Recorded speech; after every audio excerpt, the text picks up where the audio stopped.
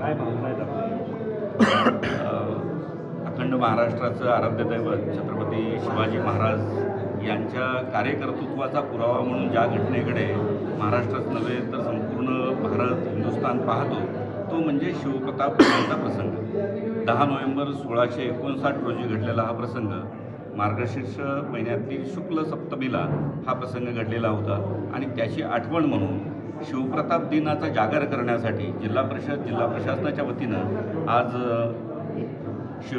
प्रतापगडावर भवानी मातेची पूजा केली जाते, अभिषेक केला जातो, महाराजांची पालखी या ठिकाणी काढली जाते आणि त्यानंतर विद्यार्थ्यांचे स्थानिक कलाकारांचे गुणगौरव किंवा त्यांचं कलाचं सादरीकरण केलं जातं, झेंडा वंदन केलं जातं. याद्वारे महाराष्ट्रामध्ये संपूर्ण भारतभर या प्रसंगाचं पुन्हा एकदा आठवण केली जाते आणि या कार्याचा नितांत आदर करून पुढच्या पिढीला छत्रपती शिवाजी महाराजांचं कार्यकर्तृत्व, त्यांची युद्धनीती, त्यांचं युद्ध कौशल्य, रणनीती या सगळ्या गुणांची माहिती मिळावी हा उद्देश या प्रसंगाच्या सादरीकरणामध्ये आहे.